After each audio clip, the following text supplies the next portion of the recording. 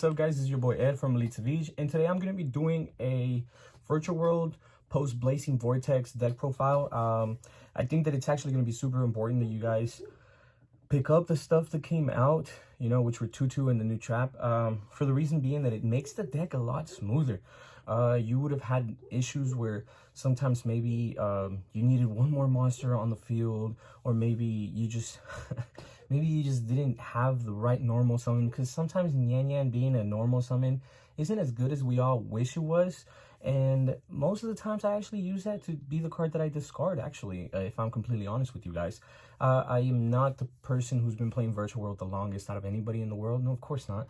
But I do know the combos. I do play the deck, and I've been playing it for a little bit, and I really enjoy it. I think that it's really cool. I started playing it as soon as I picked it up.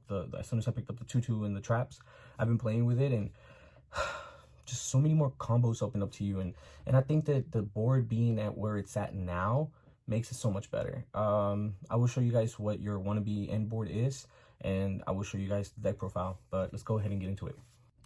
Hey guys, before we continue with this video, I want to give a really big shout out to Shaquile Martinez from TDT Gaming. I think he has some of the coolest field centers that I've seen out there. These are super sick. And then he has some of the craziest freaking tokens that you'll see out there. He's one of the most original persons that I've ever met. He has the craziest pins, sleeves, mats, field centers, and tokens out there, guys. And if you're looking for something specific, I'm pretty sure you'll be able to find it with him, because he just has a lot of stuff that is already made. He has anything from Power Rangers to Mia Khalifa, Lana Rhodes, and then even the sus tokens. So guys, make sure you hit up Shaquile Martinez. The link will be down below, and let him know you came and you seen him through us. Thank you guys, and let's go ahead and continue with the video. So as we get into the deck profile, and when we get to the monsters, and well, the new monster 2-2, and we get into the new trap, I will be explaining what they do. But till we get there, let's go ahead and just get into the real lineup first. To the regular lineup, which is going to be the 3 Lulu, of course. I think Lulu is it's a very important card in this deck, and it's super important that you actually play this at 3, for the reason being that you want to open this card, and if you open it up, you're chilling. I like the double foolish very well. I wouldn't cut this at all. I think that it's a card that if you open up this, I think it's really busted, because it'll get you monsters to the graveyard like Nyan, and you want to have Nyan in graveyard to be whenever you normal summon, and or if not, then just special summon at level 3, just bring back, right? Let's go ahead and continue. You're gonna play 3 Lily. The reason why you play 3 Lily is because the effect to be able to add a monster at the end phase back to your hand is super busted, and it helps you a lot. So then like that, you have recursions for your next turn, right? So you have follow-up plays.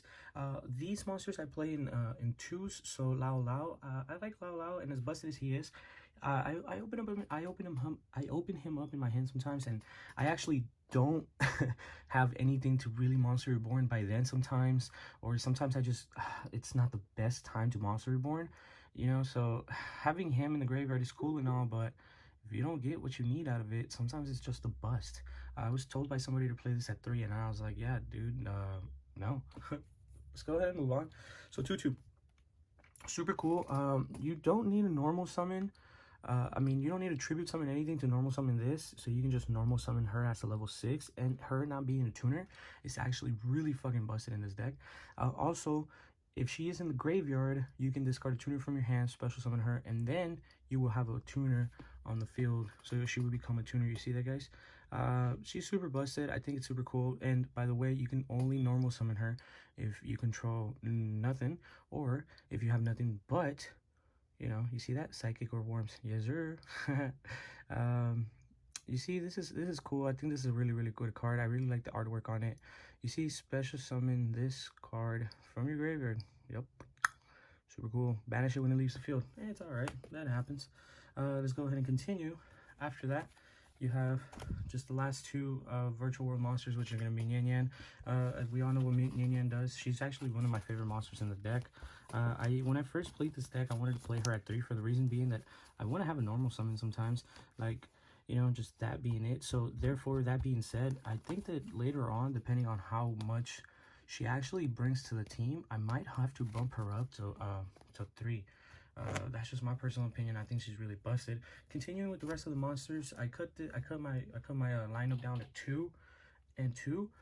Before I was playing 2, and I was also playing 2 Ash or 2 Meisters. I can't remember which one of the two, and honestly, that was a really good lineup, but I'm really not tripping about cutting these because most decks are going off by adding a lot of cards to their hand from their deck, and then this, just them having a board and knowing when to break it, is actually really busted.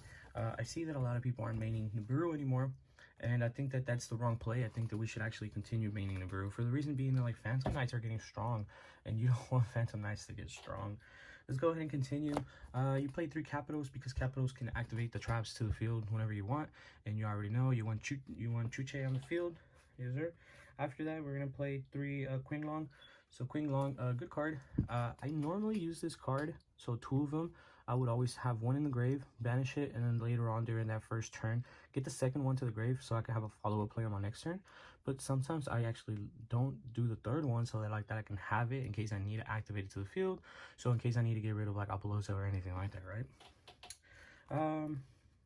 After that, I have a draw engine, so 2 pots and 1 goblin. I am playing 41 cards, so I'm actually going to end up cutting 1 card out of all of these down later on. And I don't know if it's going to be a monster or a spell. I just have to play the deck, and at 41, it's doing well right now, but I do want consistency, so 1 card does make a little bit of a difference, so I'm going to have to cut 1 card in the future. After that, I play my emergency teleport, my reasoning, and my monster reborn. Reasoning is really busted in case that's one of the first things that you do and your opponent doesn't know what number to call, or if they call 6 and you just so happen to see a 3, you're kind of chilling. So reasoning, and then emergency teleport. I think that was a good card because you didn't really have like a normal summon sometimes, so you didn't normal summon out anything. So now being able to like activate that and get a monster on the field, and then, you know, continue with your combo, that was really busted. But now that you have the ability to normal summon a lot of other stuff, and it's not like you couldn't normal summon, you just didn't want to because sometimes it wasn't like the best thing to do, right? But now that you have the ability to normal summon something and not really waste one of your effects, you're kind of chilling. So that will play hand in hand, so you to normal summon and then special summon something else too. Call by the Grave and Cosmic Cyclones are the other 2 cards that I'm main decking because I'm really afraid of back row sometimes, and I'm really afraid of certain monsters that might be able to hinge my ability to continue playing this combo deck that that is actually really good. Let's go ahead and continue getting into the traps now. I played 2 of the new trap, which is called Shanwu. There you go. Do you see, during the battle phase, if you control another virtual world gate, which is either the spell or the trap, you can target and face a monster on the field and change his battle position. So that's actually really busted sometimes, because it will help you either not get OTK'd or whatever the situation is, right? During your main phase, you can banish this card from your graveyard and target 1 virtual world monster in your graveyard, special summon it but negate its effects, then send 1 monster from your send 1 card from your hand to the graveyard. You can only use each effect once per turn. Yeah, it's super cool. I think that it's a really busted card. It's a super monster reborn. It helps you get any 1 virtual world monster, so it's I think it's really good, because sometimes you send Chuche to the graveyard whenever you don't need to, and now you can save Chuche so you can have Chuche on the field. So therefore, I am still playing 3 Chuches, but theoretically, I think that depending on how this deck goes, I might have to cut down Chuche to 2 and just play 2 and 2. I think that I have to find a better name for this. I'm gonna call it Wu. I think Wu is gonna be a good card. I think Wu is a really great trap card, but having Wu and Chuche, I would prefer sending this to grave, keeping this on field, and if I am doing it to where I'm trying to keep it on field most of the time, I will play it at 2. Therefore, 2 Chuches, for now 3, and then 2 Imperial Orders. 2 Infinite Impermanence. I don't know. I think I have to really play this deck a lot more because to what I've been playing it as, 41 has been really busted to me. It hasn't really done me wrong. So I think from my personal opinion, since I haven't played it at tournament yet, I've only been playing like test playing with my friends. I think that it is where it needs to be, and 3 and 2 is a correct ratio for me. For my extra deck, I do play a number 75, number 30, which is the Golem. I think this is a really good card. A lot of people sleep on it. The reason why I do this is because sometimes people just have monsters that are easily being able to like get taken over with 3k. So you just need 2 level 3s, and 2 level 3s will over attack that monster, right? Oh, look at my new sleeves. I like these a lot. Let's go ahead and continue. Now for the rank 6. I still play Fan. I think Fan is busted, and no matter what, people should not stop playing Fan. That's just my personal opinion.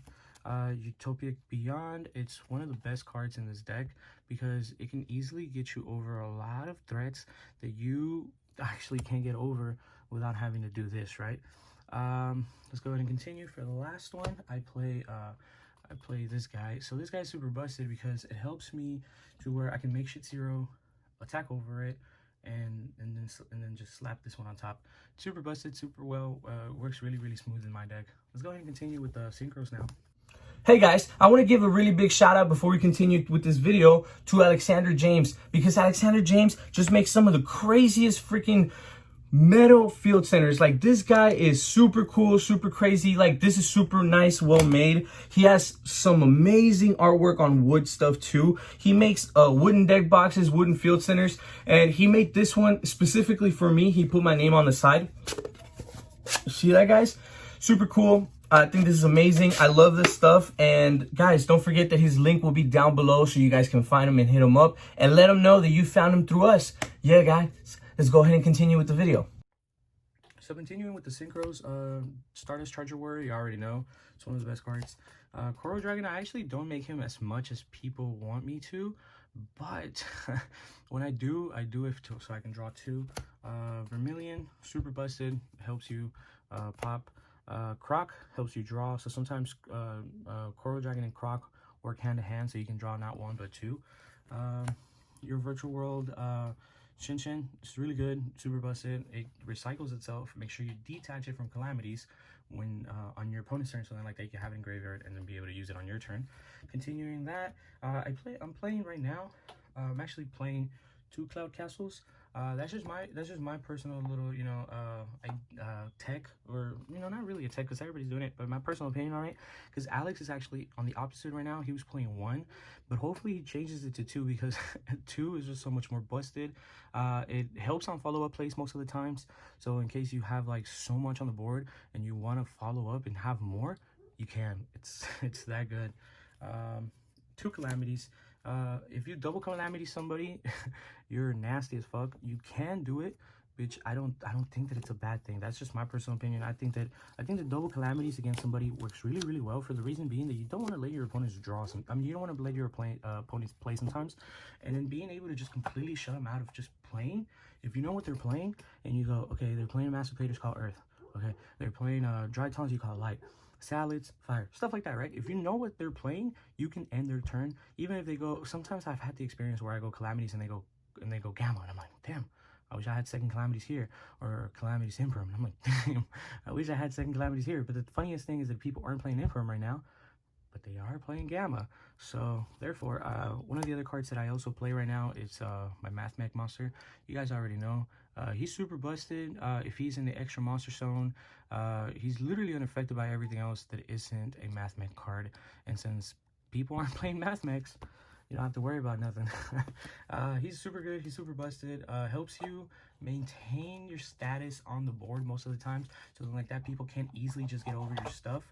So that being said, that's what I believe that I will be playing with this deck. I'm actually going to give my buddy Eric the opportunity to play this deck. So hopefully he enjoys playing this. A couple of options that I have for my side deck are artifacts for the Phantom Knights.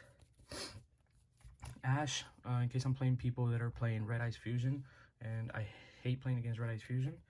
I like playing it, just hate playing against it. The third Nibiru, the third Droll, 2 Meisters, an Imperial Order, 2 Shadow Imprisoning Mirror, because I'm telling y'all, Phantom Knights are a threat, and then the third Imperial Order, Infinite Impermanence, because it's a threat, you know. Like, a lot of the stuff that I have here is specifically because I hate Phantom Knights, hate Phantom Knights, hate Phantom Knights, hate Phantom Knights, hate Phantom Knights, hate Phantom Knights, and sure, hate Phantom Knights too. Sorry about the camera shake.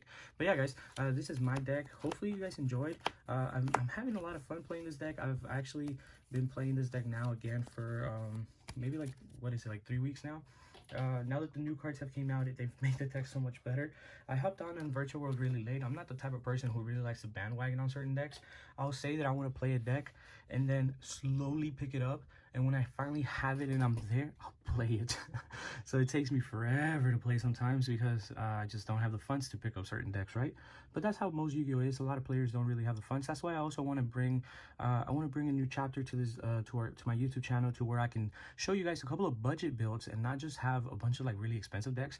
I want to find a couple of budget builds for you guys, so where you guys can still play quote unquote Yu-Gi-Oh competitively, but you can still play it budget.